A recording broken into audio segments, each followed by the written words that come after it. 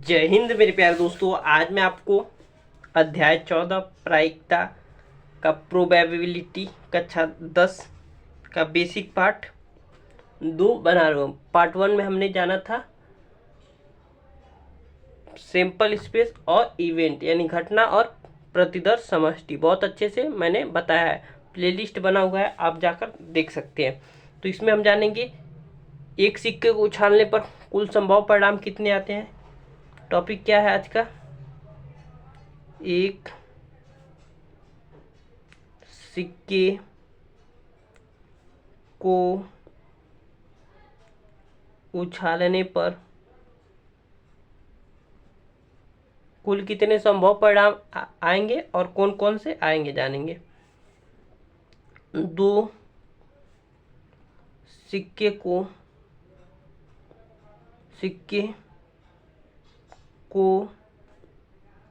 उछालने पर कुल कितने संभव परिणाम आएंगे और कौन कौन से आएंगे यह जानेंगे। और तीसरा हम जानेंगे बिंदु तीन सिक्के को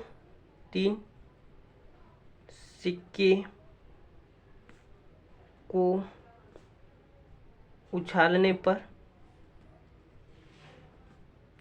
कुल कितने संभव परिणाम आएंगे और कौन कौन से आएंगे जानेंगे। तो सबसे पहला देख लेते हैं और प्रैक्टिकल कर बताऊंगा अच्छे से। चलिए पहला बिंदु हम देख लेते हैं। एक सिक्का को उछालने पर,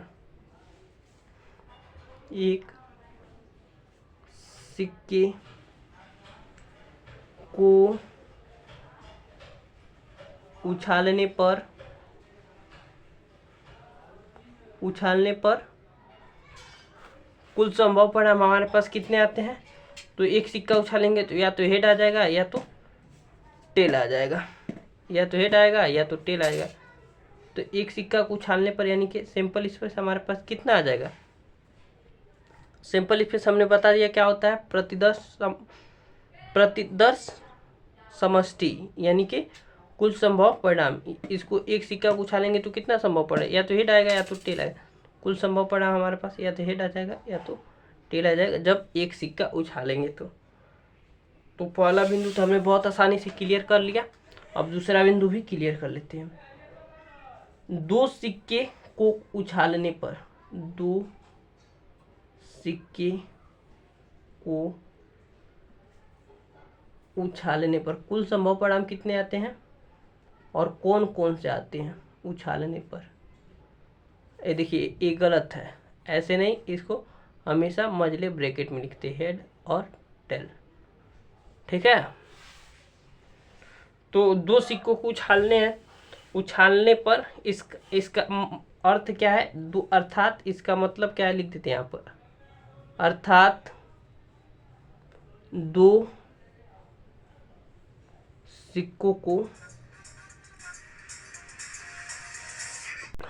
सिक्के को उछालने पर, अर्थात दो सिक्कों को एक साथ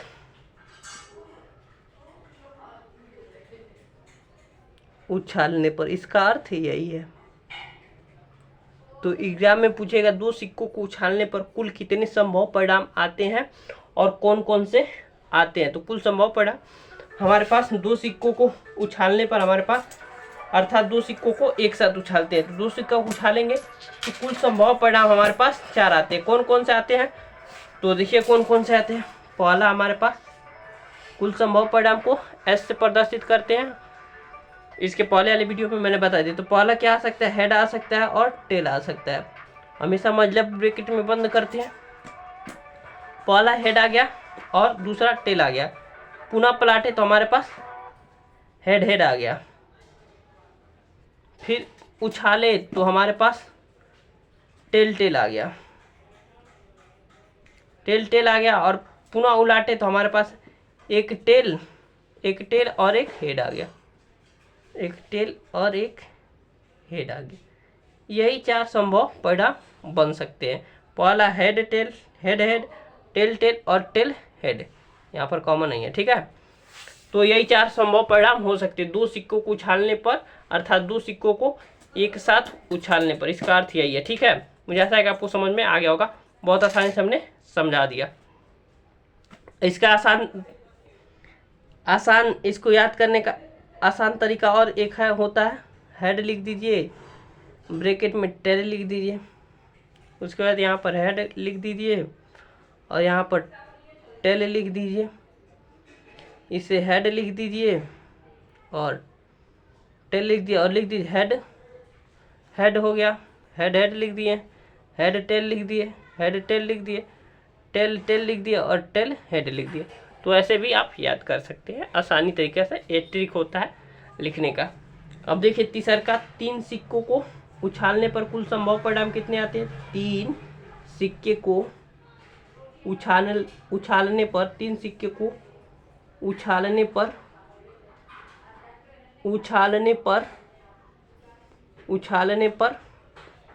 कुल संभव परिणाम कितने आते हैं और कौन कौन से आते हैं, तो ये हम जानेंगे।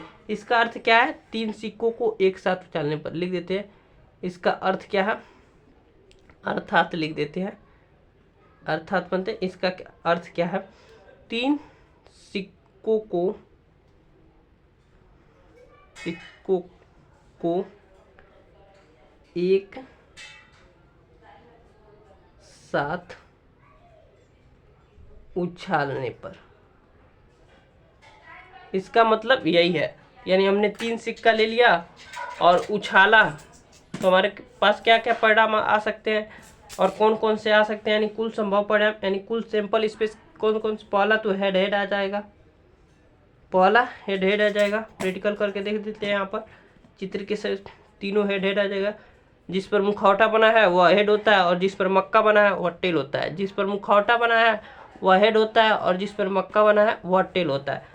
तो एक तो हेड हेड आ जाएगा, पहला बार उछाले तो, दूसरा बार उछाले तो हमारे पास एक हेड टेल हेड आ गया, यानी कि हेड नहीं, कैसे कर दे इसको, 2 हेड आ गया और एक टेल आ गया। पुनः उछाले तो हमारे पास एक हेड आ गया, एक टेल आ गया और एक हेड है।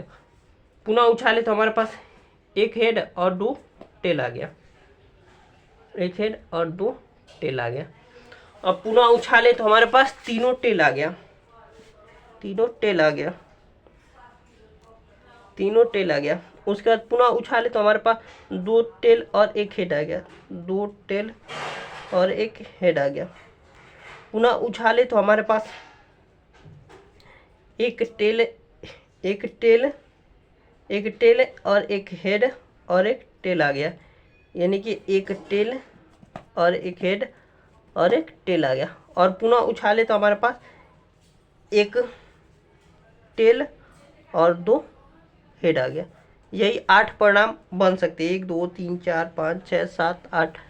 तो हमने प्रैक्टिकल करके भी देखा। आप इसको 1000 बार उछालिए चाहे लाख बार उछालिए, इसी 8 परिणाम में से आएगा। देखिए हम 2-3 बार उछाल देते हैं, क्या आया, हेड टेल हेड आया, हेड टेल हेड आया, हेड टेल हेड आया, हेड टेल हेड आया। ये हमारा तीसरा नंबर मिल गया। पुनः उछाले, देखिए क्या आया, हेड टेल हेड आया, हेड टेल हेड, तीसरा ही वाला आ गया। पुनः उछालते हैं तो देखिए 2 हेड और एक टेल आ गया, 2 हेड एक टेल, यही आएगा। आप कितने बार उछालिए, ठीक है दोस्तों। मुझे आशा है इसको याद करने का तरीका क्या है, तो सेम वैसे ही ऊपर वाला ही तरीका है। क्या करेंगे, पहले हेड लिख देंगे, फिर टेल लिख देंगे, फिर हेड लिख देंगे, फिर टेल लिख देंगे। बहुत आसान तरीका है, हेड टेल लिखते रहना है। फिर हेड लिख देंगे, फिर टेल लिख देंगे, फिर इसमें भी 2 बना देंगे, हेड लिख देंगे और टेल लिख देंगे, फिर हेड लिख देंगे, फिर टेल लिख देंगे, फिर हेड लिख देंगे, फिर टेल लिख देंगे। ये याद करने का तरीका है, जिससे गलत नहीं होगा। गलत क्या होगा, जैसे 2 बार न लिखा जाए, और यही ना गलत हो सकता है, और क्या गलत होगा इसमें, इतना आसान चीज़ है। तो हेड टेल, अब देखिए हेड हेड हेड लिख दिए, पहले में हेड हेड टेल लिख दिए, हेड हेड टेल लिख दिए। अब देखिए इससे हेड टेल हेड लिख दिए, हेड टेल हेड लिख दिए, हेड टेल टेल लिख दिए, हेड टेल टेल लिख, 4 पूरा हो गया। 1 2 3 4 ऐसे आएगा, 1 1 2 2 3 3 4। अब यहाँ से 4, देखिए tell head head, tell head head, यहाँ से देखिए टेल टेल टेल, पहला हो गया यानी कि 5वां हो गया टेल टेल टेल, उसके बाद tail tail head, tail tail head, उसके बाद tail head tail, tail head tail और टेल हेड हेड। तो 8 संभव परिणाम बहुत आसानी से इस तरीके से हम लोग याद कर लेंगे। तो मुझे आशा है कि आपको समझ में आ गया होगा। अगले वीडियो में यानी कि पार्ट 3 में हम लोग जानेंगे एक पासे को उछालने पर कुल संभव परिणाम कितने आते हैं और कौन कौन से आते हैं। फिर और उसी वीडियो में जानेंगे हम 2 पासे को उछालने पर कुल संभव परिणाम कितने आते हैं और कौन कौन से आते हैं। ठीक है, तो अगले वीडियो यानी वीडियो पार्ट 3 में हम जानेंगे एक पासे को उछालने पर कुल संभव परिणाम और 2 पासे को उछालने पर कुल संभव परिणाम।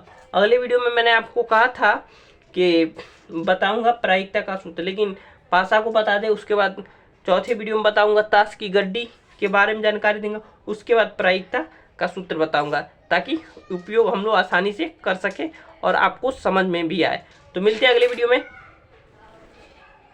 तब तक नोट कर लीजिए और इसको याद कर लीजिए। इतना आसान है, याद तो हो ही जाएगा। इतने अच्छे से पढ़ा दिया आपको, बस एक बार अपने से नोट कर लेंगे और बिना देखे लिख लेंगे तो आपको याद हो जाएगा। बहुत आसान है और बहुत आसानी से हमने बताया। तो मिलते हैं अगले वीडियो में, तब तक के लिए बाय।